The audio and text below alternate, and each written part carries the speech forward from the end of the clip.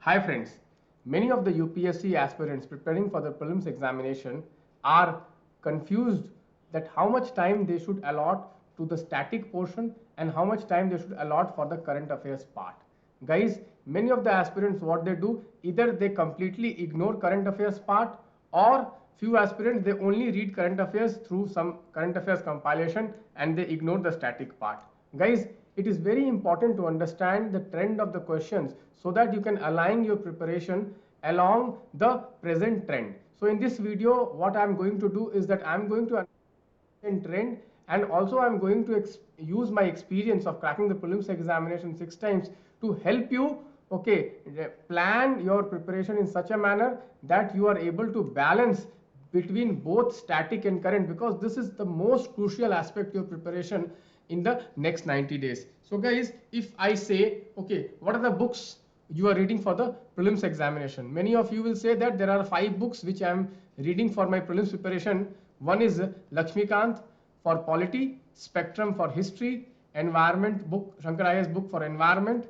For art and culture, I am reading the NCERT, and for economy, I am reading the Shankar Ganesh. Okay, so these are the 5 books which generally people read. Okay, and they devote at least I would say 60% of their time, okay, in these books. Okay, and if you see, there are many videos on the YouTube that you just read these 5 books and you will be able to crack the prelims examination. Guys, even I have also said that yes, static is very important. Understanding static and having a command over static is very important to crack the prelims examination, guys. But after 2020 prelims, there has been a tremendous change in the prelims paper, and if you do not understand that tremendous change, then you will lose out in the prelims 2023. And what is that change? Let me just show you, guys. I have prepared a table. This is a table for 2022 prelims. Okay, this is a table from 2022 prelims analysis. Okay, and in this analysis I'm going to share very interesting fact, guys. Last year, you can see from polity, if you see here, 5 questions came which were static in nature, and 4 questions have come which were current in nature. Particularly, there were 1 or 2 questions which were completely current, which is not covered in the Lakshmikant. For example, there was a question on, okay, Bar Council of India. Okay, this is not covered in Lakshmikant. So what I'm trying to tell here is that if you see, most of the questions, okay, even in polity section, okay, they are inspired from current affairs. Last year, if you see, the questions have come from what? They have one question was from anti-defection law, one question was on attorney general, one question was on, okay, the contempt of court. Okay, so all these were in news in the last 1 year. So if you see, 50% of the questions are coming from the current part, even in polity. Guys, if you see 4 or 5 years back, if you go to 2016, if you go to 2017, 2015, if you see, all questions, 100% questions from polity used to come from Lakshmikant book. But if you see from 2020 onwards, after corona crisis, if you see, the trend of questions even in polity has changed. If you see, the questions are coming on payroll, questions are coming on bail, and etc, etc. So these topics are not covered in Lakshmikant. So what I want to tell is that even in traditional subjects like polity, you are seeing many questions are coming from current affairs. Okay, let us go to economy. Let us analyze in economy how many questions came. So in economy, guys, what I have analyzed, that only 6 questions were from the static and 8 questions were from the current. You can see more than 50%, around 60% questions were from the current. And one more thing I would like to tell you, that in this current also, okay, most of the questions were from the external sector and inflation management.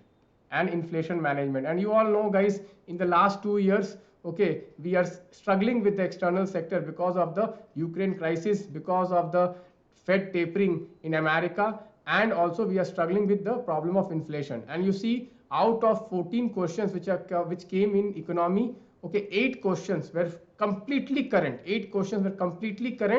Okay, so this is around 60%. And most of the questions, whether it is static or whether it is current, were from the external sector and inflation. And both, okay, static questions were from the external sector, and even inflation question was from the external, from the like static portion. So if you see, if you prepare these two topics, okay, external sector and inflation properly, you have attempted most of the questions in last year's economy. Okay, so let us move on. From environment, you see only 5 questions were from static and 14 questions were from the current affairs. So around 75% questions came from current affairs based. Similarly, for science and tech, 4 questions were static based and 9 questions were from current affairs. Here also you can see, okay, that around 70% of the questions were from the current affairs. Then schemes, completely all 100% questions were from the current affairs. In the IR section, guys, few years back, let me tell you, in 2016, okay, in 2015, 2014, okay, IR used to come like 3 to 4 questions used to come from IR, and you see in last year, okay, 15 questions were from the IR. 15 questions were from the IR. In IR, I am including the international mapping. I am including the international mapping in the IR section. I am not including in the geography section. I am including in the IR section, because most of the topics in the international mapping, they are coming from the, okay, the IR page of any newspaper. If you are reading, they are coming from the IR page. So I am including it in IR. So you can see here, okay, just one question has come from the static part. One question has come from the static part. All 14 questions, okay, were from the current affairs, So total 15 questions came from IR section. Even in art and culture, which is the ancient and medieval part, you know, 2 questions were from the current dimension. Okay, like the Somnath temple question and Ramanujacharya question was from the current dimension. So around 13 questions came. Here also 2 questions have come from, okay, current. Okay, rarely we see this, that even from art and culture also they are picking questions from the current affairs. Rarely we see this, but last 2 years we are seeing this increasing trend. Okay, if, in modern history, okay, 3 questions were there. All 3 were static, but here also, guys, 1 question was on Gadar party, and I had predicted that Gadar party is going to come because there was a movie on, okay, one of the freedom fighters associated with the Gadar party. Okay, so that also I had predicted. So I can also divide it 2 and 1. I can also divide it in 2 and 1. In geography, you see 6 questions were from the static and 3 questions were from the current affairs. So if you do this maths, guys, if I do this maths, you will see the questions which were from current affairs were 60, whereas questions which were static based were only 40. So guys, just tell me that if you invest your 60 and 70% of the time in these 5 books, if you invest 60 to 70% of the time in these 5 books, will you be able to crack the prelims examination where 60 questions are coming from current affairs? Okay, obviously not, guys. I will tell you one observation which I have made, guys. Before 2018, guys, anyone who used to crack the prelims examination once, or anyone who used to crack the mains examination or get a rank, okay, he was sure that in next attempts he will clear prelims very easily. Okay, he will clear prelims very easily, guys. But if you see in the last 3 years, from 2020 onwards, I have seen many rank holders. You must have also seen many rank holders who have struggled to crack prelims in their next attempt, I know many people, okay, who have gone to the interview stage, and in their next attempt they are struggling to even crack prelims. I know lot of aspirants, guys. Why this trend is emerging? This trend is emerging because of this, that the number of questions from the current affairs is rising, and it has increased more than static. We see static is only 40 questions and current affairs is 60 questions. So, and obviously current affairs, you need to work hard every year. You cannot just say that last year I scored 130, so this year I don't need to prepare because I am very well prepared. Because current affairs is, everyone has to put the same effort. Even if you are rank 1, if you are attempting again you have to read the current affairs, the same effort you need to put it. So that is the change which has happened in the, okay, examination pattern in the last 3 years. You can go and you can see, check for yourself. In the last 3 years, the trend has been, the question has been current affairs heavy. And this is the reason why you see the cutoff marks is reducing, because most of the candidates, what they do is that they read some monthly magazines and they read some compilation, 100 pages, 110 pages compilation, and most of these current affairs magazines and compilation, they are very crux and they do not go very deep with the current affairs, and they miss a lot of current affairs which UPSC is asking. Last year I have seen, okay, many students suffering because they did not follow current affairs. Guys, that is the reason,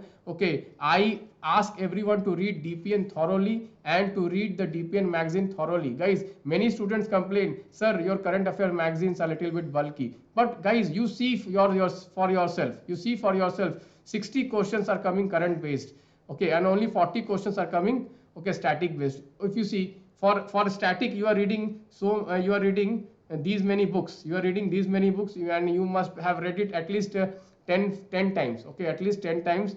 But for current affairs, you are not even willing to read some magazines where 60 questions are coming, just you see. So guys, it is very important that you do resource allocation properly. What is resource allocation? Resource allocation is the time and money what you invest. You should do very strategically, guys, because, okay, many students, what they will do, they will just, okay, they will keep on reading the static books, then they will ignore the current affairs, or they will just keep on solving some mock test. Many of the students, what mistake they do is that they solve some mock test of the previous years of various coaching institutes, and they think that, okay, chalo, anyways I have to practice, so let me practice any mock. Guys, that is not the right way. The right way, if you really want to increase your chances of getting through, please attempt the current affairs test. Okay, lot of current affairs test you can attempt. Guys, in Optima, I have created one current affairs test for every month. Okay, so there are around 12 to 15 monthly current affairs test, and in the Optima test also, okay, which is the sectional Optima and the full length Optima, I am including a lot of current affairs questions, because